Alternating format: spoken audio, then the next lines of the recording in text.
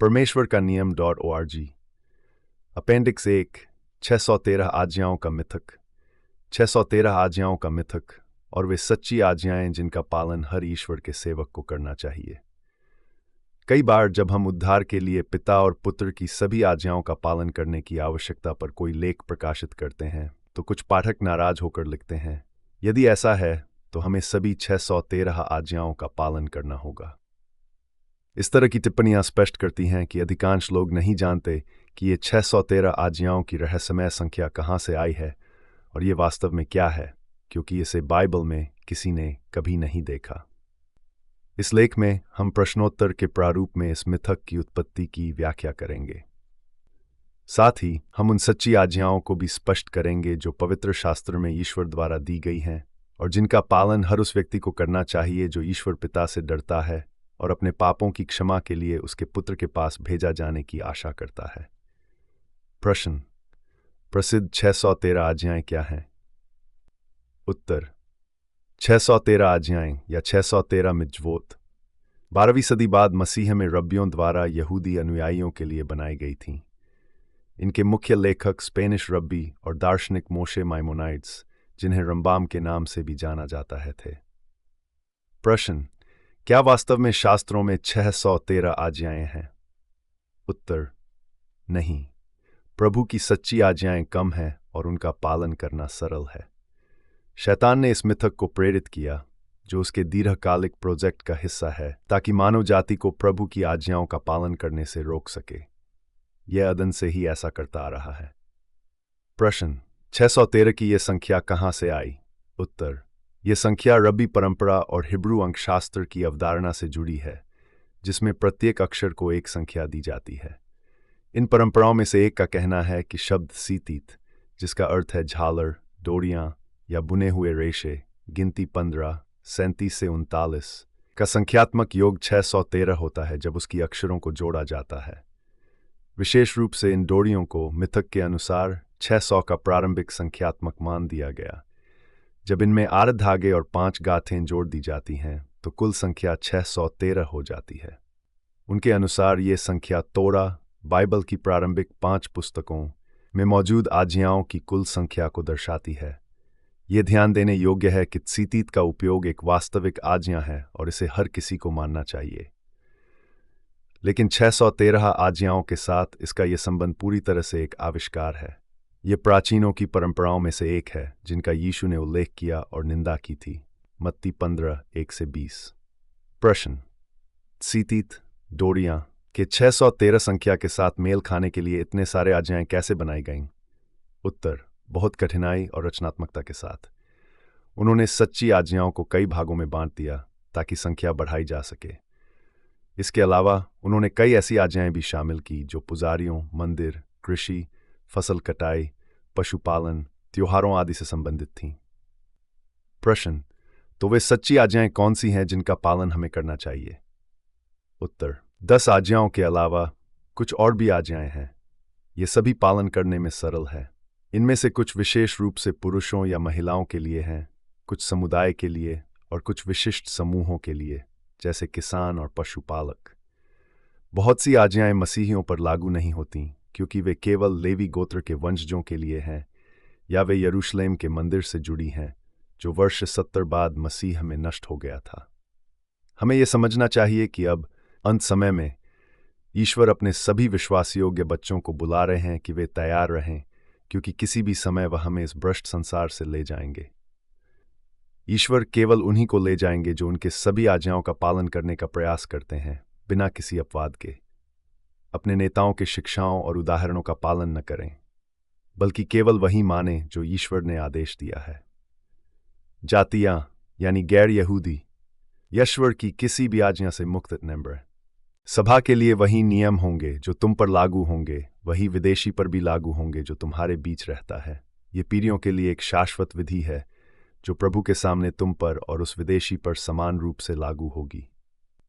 वही कानून और वही नियम तुम पर और विदेशी पर लागू होंगे। गिनती 15, 15 से 16।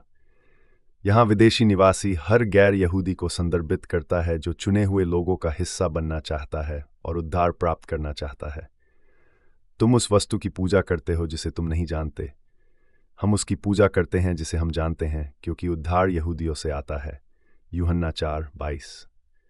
वो आज्ञाएं जिन्हें अधिकांश मसीही नजरअंदाज करते हैं, लेकिन यीशु, उनके प्रेरितों और शिष्यों ने इनका पूरी तरह पालन किया।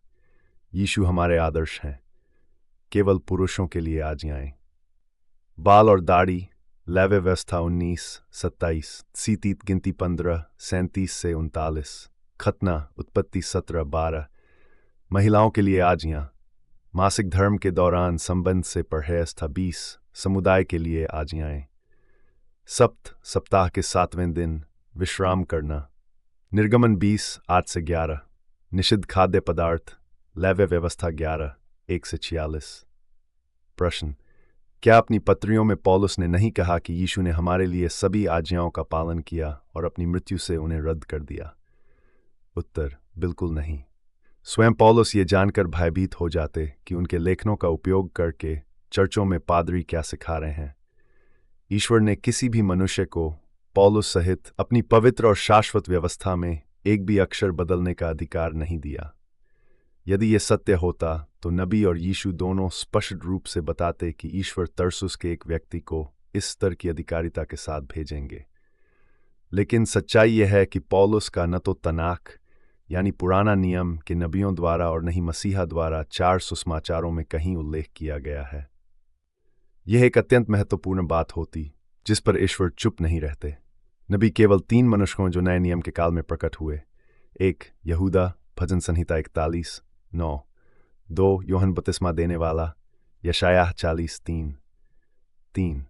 अरिमथिया के यूसुफ, यशायाह 53:9। पौलुस के बारे में कोई संदर्भ नहीं है, क्योंकि वास्तव में उन्होंने ऐसा कुछ भी नहीं सिखाया जो नबियों या यीशु द्वारा पहले से प्रकट की गई बातों में जोड़े या उनका विरोध करे। जो मसीही यह समझता है कि पौलुस ने पहले से लिखी गई बातों में कुछ बदला है, उसे अपना दृष्टिकोण नबियों और यीशु के साथ मेल खाने के लिए पुनः विचार करना होगा, न कि इसके विपरीत, जैसा कि अधिकांश लोग करते हैं। यदि ये मेल नहीं खा पाता है तो उसे अलग रख दें। लेकिन कभी भी किसी मनुष्य के लेखनों पर अपने समझ के भरोसे ईश्वर की आज्ञाओं की अवहेलना न करें। यह अंतिम न्याय में एक बहाने के रूप में स्वीकार नहीं किया जाएगा। न्यायाधीश को कोई ये कहकर नहीं मना पाएगा, मैंने तेरी आज्ञाओं की उपेक्षा की क्योंकि मैंने पौलुस का अनुसरण किया। यहां वह बात है जो हमें अंत समय के बारे में प्रकट की गई है। संतों का धैर्य यहां है जो परमेश्वर की आज्ञाओं को मानते हैं और यीशु पर विश्वास करते हैं। प्रकाशित वाक्य 14:12। प्रश्न: और पवित्र आत्मा, क्या उसने ईश्वर की व्यवस्था में बदलाव और रद्द करने की प्रेरणा दी? उत्तर: यह सोचना भी ईश निंदा है। पवित्र आत्मा स्वयं ईश्वर का आत्मा है। यीशु ने स्पष्ट रूप से कहा कि पवित्र आत्मा का भेजा जाना हमें उन्हीं बातों की शिक्षा देने और याद दिलाने के लिए था जो उन्होंने पहले ही कही थी। एकीनोस हुमास डिडाक्सी पांटा काय हुपोमनेसी हुमास पांटा हाँ एपोन हुमिन, यूहन्ना 14:26। कहीं भी यह उल्लेख नहीं है कि पवित्र आत्मा हमें कोई नई शिक्षा देगा जिसे न पुत्र ने और न ही पिता के नबियों ने सिखाया हो। उद्धार की योजना पहले से प्रकट। उद्धार की योजना पवित्र शास्त्रों का सबसे महत्वपूर्ण विषय है और आवश्यक सभी जानकारी पहले ही नबियों और यीशु के माध्यम से दी जा चुकी है। क्योंकि मैंने अपनी ओर से नहीं कहा, लेकिन पिता जिसने मुझे भेजा उसी ने मुझे आदेश एंतोले, आदेश नियम आज्ञा दिया कि मैं कैसे कहूँ, और मैं जानता हूं कि उसका आदेश एंतोले ही अनंत जीवन है। इसलिए जो कुछ मैं कहता हूं वही कहता हूं जैसा पिता ने मुझे आदेश दिया है। यूहन्ना 12:49-50। प्रकाशनों की निरंतरता मसीह में समाप्त हुई। हमें यह पता है क्योंकि जैसा कि पहले ही उल्लेख किया गया है, मसीहा के बाद किसी मनुष्य को नई प्राथमिक शिक्षाओं के साथ भेजे जाने की कोई भविष्यवाणी नहीं है। पुनरुत्थान के बाद की सभी प्रकाशन केवल अंतिम घटनाओं से संबंधित हैं और यीशु और समय के अंत के बीच नई शिक्षाओं के ईश्वर से आने के बारे में कुछ भी नहीं है। ईश्वर की सभी आज्ञाएं निरंतर और शाश्वत है और हमें इन्हीं के आधार पर न्याय दिया जाएगा। जो पिता को प्रसन्न करता है उसे पुत्र के पास छुटकारे के लिए भेजा गया। जिसने पिता की आज्ञाओं का पालन नहीं किया उसने उसे प्रसन्न नहीं किया और उसे पुत्र के पास नहीं भेजा गया। इसी कारण मैंने तुमसे कहा कि केवल वही व्यक्ति मेरे पास आ सकता है जिसे पिता लाए। यूहन्ना 6:65। यह श्रृंखला और ईश्वर की व्यवस्था पर कई अन्य अध्ययन इस वेबसाइट पर पाए जा सकते हैं। परमेश्वर का नियम.org